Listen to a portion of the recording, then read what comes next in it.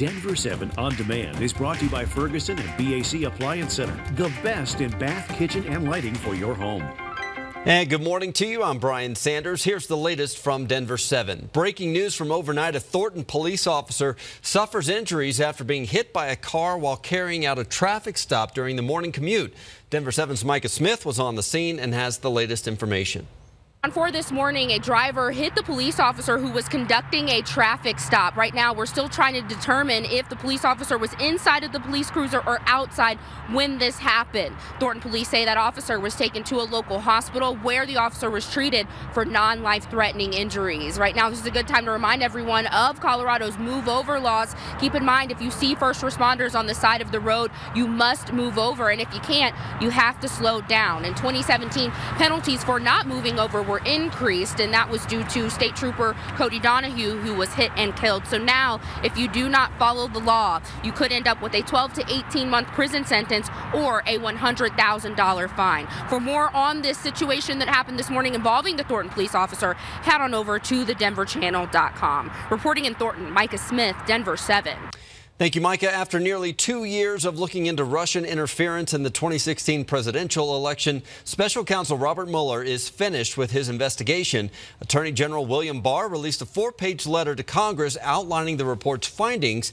In it, the Attorney General says, quote, the Special Counsel's investigation did not find that the Trump campaign or anyone associated with it conspired or coordinated with Russia in its efforts to influence the 2016 election. President Trump and Republicans quickly jumped on the news, saying it's a complete exoneration. But Barr quoted Mueller's report to say, while the report does not conclude that the president has committed a crime, it also does not exonerate him. Colorado lawmakers were quick to react to the report from the Attorney General, with many calling for more details from the report. Democratic Senator Michael Bennet says we need more information about the report's findings on obstruction of justice and why the Attorney General chose not to pursue that charge. Former Colorado governor and 2020 presidential candidate John Hickenlooper agrees. There's so many things that he is suspected of.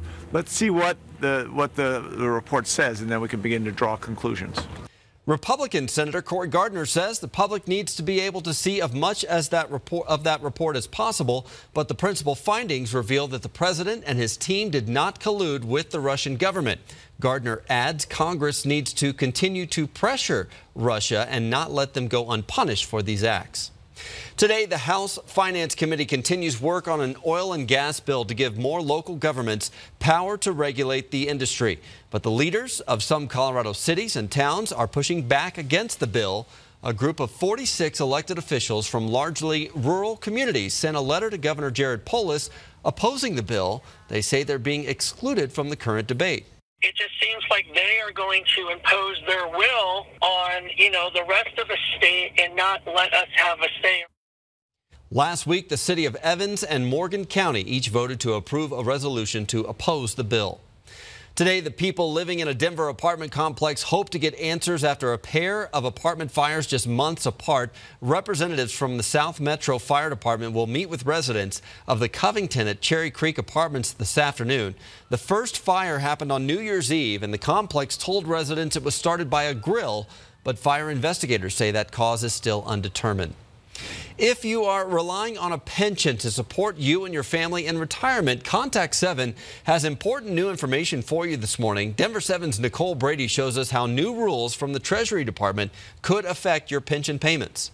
The Treasury Department just published a rule change that makes it easier for private companies to buy out their retirees with a one-time lump sum payment and get those pensions off their books. Organizations like AARP says this will mean a lot less security for retirees and their spouses. That's because retirees get less money overall with a lump sum than they would if they continued collecting monthly payments. So if you're offered a lump sum buyout, you can use online calculators to figure out how much your monthly pension compares to the lump sum, then talk with a financial planner about managing that money and investing it. I would be concerned that the pensioners or the people receiving the lump sum payments would need to put that money to work in an effective way that would have at least as good an outcome, if not better, than if their employer or former employer were continuing to essentially manage the money. You do always have a choice. You don't have to accept a lump sum, but Bankrate.com says this is just the way things are going, with companies putting more of the responsibility on employees to take care of their own retirement. In the newsroom, Nicole Brady, Denver 7.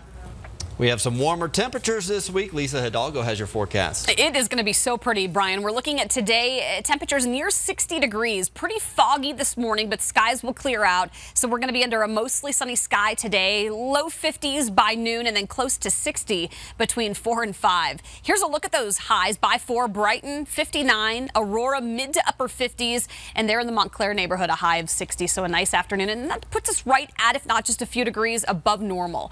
We're going to be well above normal tomorrow. Tuesday and Wednesday are the 2 warmest days on our 7-day. We'll be at 70 tomorrow and then low to mid 70s on Wednesday. Now the winds are going to pick up Wednesday. Very typical this time of year to get a pretty strong southwesterly wind, but that's going to again fuel some pretty nice warm temperatures. By Thursday and Friday, we're tracking the change. Thursday, we've got a chance for some thunderstorms down into the 60s and then even cooler on Friday. Heading into the weekend, doesn't look like we're done with the snow yet. We'll see rain on Friday and then rain turning over to snow and highs in the 40s, Brian, this weekend. Oh, boy. All right. Thank you, Lisa.